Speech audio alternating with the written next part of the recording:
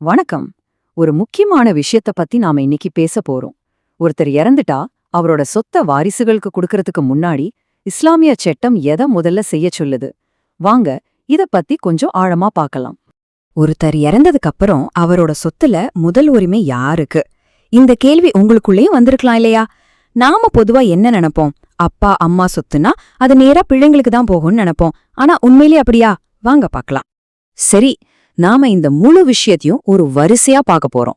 முதல்ல மரணத்துக்கு அப்புறம் சொத்தோட நிலை என்ன, அதுக்கப்புறம் கடன் ஏன் முதல் நிபந்தனையா இருக்கு, ஒரு தியாகியோட மன்னிக்கப்படாத பாவம்னா என்ன, அப்புறம் கடன்னா அதுல என்னெல்லாம் வரும், சொத்தை எப்படி சரியா பிரிக்கணும், கடைசியா ஒரு மனுஷனோட உண்மையான மரபு எது, இது எல்லாத்தையும் ஒன்னொன்னா பார்க்கலாம். சரி, நம்ம முதல் பகுதிக்குள்ள போகலாம். மரணத்துக்கு பின் சொத்து. பொதுவா வாரிசுரிமை பத்தி நாம என்ன புரிஞ்சு வச்சிருக்கோம்? ஆமா, இதுதான் பொதுவான ஒரு எண்ணம். ஒருத்தர் இறந்துட்டாருன்னா அவரோட சொத்து, பணம், வீடு, நிலம் எல்லாமே உடனடியா அவரோட வாரிசுகளுக்கு, அதாவது மனைவி, பிள்ளைங்களுக்கு போயிடும் தான் நாம இயல்பா நினைக்கிறோம். ஆனா இங்கதான் ஒரு ரொம்ப ரொம்ப முக்கியமான விஷயத்த நாம கவனிக்கணும். இப்போ நாம பார்க்க போற இந்த 2வது பகுதி தான் இந்த முழு விஷயத்தோடவே முக்கியமான புள்ளி. கடன் தான் முதல் நிபந்தனை. இது ஒரு தெய்வீக வழிகாட்டுதல். இது நாம நினைச்சிருந்த எல்லாத்தையும் மாத்தி பார்க்க வைக்கும். அதாவது இஸ்லாமிய சட்டம் ரொம்ப தெளிவா சொல்லுது, வாரிசுகளுக்கு நீங்க சொத்தை பிரிச்சு கொடுக்கறதுக்கு முன்னாடி கண்டிப்பா ஒரு விஷயத்த செஞ்சாகணும். அந்த ஒரு நிபந்தனைய நிறைவேற்றுற வரைக்கும் வாரிசுரிமைக்கான கதவே திறக்காதுன்னு சொல்லலாம். அது என்ன நிபந்தனைன்னு பாத்தீங்கன்னா, இதோ குரான்ல ரொம்ப தெளிவா சொல்லப்பட்டிருக்கு. 4வது அத்தியாயத்துல அவர் செஞ்ச உயிலையும் கடனையும் நிறைவேத்தினதுக்கு அப்புறம் தான் சொத்து பிரிக்கப்படணும்னு சொல்லப்பட்டிருக்கு. சோ முதல்ல உயில், அப்புறம் கடன், இது ரெண்டும் முடிஞ்ச பிறகுதான் மத்ததெல்லாம். சரி, கடனுங்கிறது எவ்வளவு ஒரு சீரியஸான விஷயம்னு புரிய வைக்க இஸ்லாத்துல இருந்து ஒரு ரொம்ப சக்தி வாய்ந்த உதாரணத்தை நாம இப்போ பார்க்கலாம். இந்த ஸ்லைட கொஞ்சம் பாருங்க. ஒரு பக்கம் ஒரு தியாகி, அதாவது ஷஹீத், மார்க்கத்துக்காக தன்னோட உயிரையே கொடுத்தவர். அவரோட எல்லா பாவத்தையும் இறைவன் மன்னிச்சிடுவான்னு இஸ்லாம் சொல்லுது. ஆனா இன்னொரு பக்கம் பாருங்க, அதே தியாகிக்கு கடன் இருந்தா அந்த கடன் மட்டும் மன்னிக்கப்படாது. யோசிச்சு பாருங்க, உயிர் தியாகத்தை விட கடன் எவ்வளவு பெரிய விஷயமா பார்க்கப்படுதுன்னு. நாம இதுக்கு முன்னாடி பார்த்த விஷயத்துக்கான ஆதாரம் இதுதான். இது முஸ்லிம்ல பதிவு செய்யப்பட்ட ஒரு ஹதீஸ். நபி அவர்கள் சொல்றாங்க, அல்லாஹ் ஒரு தியாகியோட கடனை தவிர மத்த எல்லா பாவங்களையும் மன்னிச்சிடுறான். அப்போ கடன் மட்டும் ஒரு தடையா அப்படி நிக்குது. ஏன் இப்படி? இதுக்கு என்ன காரணம்? ரொம்ப சிம்பிள். மத்த பாவங்கள் எல்லாம் நமக்கும் இறைவனுக்கும் நடுவுல இருக்கிற விஷயம். அவர் நினைச்சா மன்னிக்கலாம். ஆனா கடன் அப்படி கிடையாது. அது நமக்கும் இன்னொரு மனுஷனுக்கும் நடுவுல இருக்கிற ஒரு உரிமை பிரச்சனை. அதனால யாருக்கு நாம கடன் கொடுக்கணுமோ அவங்க மன்னிக்காத வரைக்கும் அது மன்னிக்கப்படாது. அதனாலதான் இதுக்கு இவ்ளோ முக்கியத்துவம் கொடுக்கப்படுது.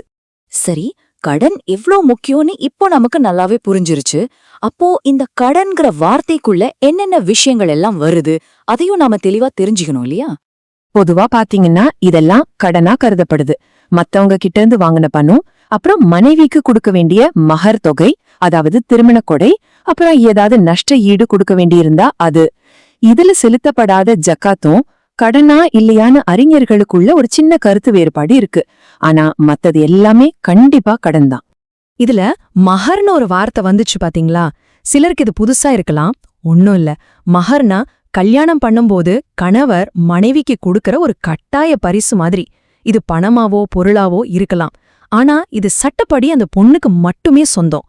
ஒருவேளை கல்யாணத்தின் போது அதை கொடுக்காம அப்புறமா தரேன்னு சொல்லியிருந்தா அதுவும் ஒரு கடனா தான் கணக்குல எடுத்துக்கப்படும். ஓகே, அடுத்ததா நாம ரொம்ப முக்கியமான ஒரு விஷயத்துக்கு வரோம். ஒருத்தர் இறந்துட்டாருன்னா அவரோட சொத்துக்களை எந்த வரிசைப்படி நாம கையாளணும், அதுக்குன்னு ஒரு முறை இருக்கு. அதை இப்போ ஸ்டெப் பை ஸ்டெப்பா பார்க்கலாம். இந்த வரிசை ரொம்ப ரொம்ப முக்கியம். இத மாத்தவே கூடாது. முதல் ஸ்டெப் இறந்தவரோட இறுதிச் சடங்கு, அடக்கச் செலவுகள். இத அவரோட சொத்துல இருந்து தான் எடுக்கணும். 2வது ஸ்டெப் அவருக்கு இருக்கிற எல்லா கடன்களையும் ஒன்ன விடாம முழுசா அடைக்கணும். இந்த 2 ஸ்டெப்பும் முடிஞ்சதுக்கு அப்புறம் மீதி ஏதாவது சொத்து இருந்தா மட்டும்தான் அதை வாரிசுகளுக்கு பிரிக்கணும். இதுதான் சரியான இஸ்லாமிய முறை. இப்போ உங்க மனசுல ஒரு கேள்வி வரலாம். ஒருவேளை அவர் விட்டுட்டு போன சொத்தை விட அவரோட கடன் அதிகமா இருந்தா என்ன பண்றது? நல்ல கேள்விதானே? அப்படி ஒரு சூழல் வந்துச்சுன்னா இருக்கிற மொத்த சொத்தையும் கடனை அடைக்கதான் பயன்படுத்தணும். அப்போ வாரிசுகளுக்கு எதுவுமே கிடைக்காது. ஒருவேளை சொத்து எல்லாத்தையும் கொடுத்த பிறகும் கடன் பாக்கி இருந்தா வாரிசுகள் மனசு வச்சு அதை கொடுக்கலாம், இல்லனா கடன் கொடுத்தவரே மனமிறங்கி மீதி தொகையை மன்னிச்சிடலாம். அது அவரோட விருப்பம். சரி, நாம இந்த விளக்கத்தோட கடைசி பகுதிக்கு வந்துட்டோம். ஒருத்தரோட இறுதி மருது. நாம இதுவரைக்கும் பேசின இந்த விஷயம் எல்லாம் வெறும் பணம் சொத்து சம்பந்தப்பட்டது மட்டும் கிடையாதுங்க. இதுக்கும் மேல இதுக்கு ஒரு ஆழமான அர்த்தம் இருக்கு. ஒருத்தர் தன்னோட கடமைகளை, குறிப்பா கடனை சரியா நிறைவேத்துறது அவர் இறந்ததுக்கு அப்புறமும் அவரோட நேர்மையும் மரியாதையும் காப்பாற்றுறதுக்கு சமம். அதனாலதான் இது ஒரு முக்கியமான விஷயமா பார்க்கப்படுது. இது வெறும் பண பரிமாற்றம் கிடையாது, இது ஒருத்தரோட கௌரவம் சம்பந்தப்பட்ட விஷயம். இப்போ இந்த ஒரு கேள்வியோட நான் இந்த விளக்கத்தை முடிக்கிறேன். நீங்களே கொஞ்சம் யோசிச்சு பாருங்க. ஒரு மனுஷனோட உண்மையான சொத்து எது?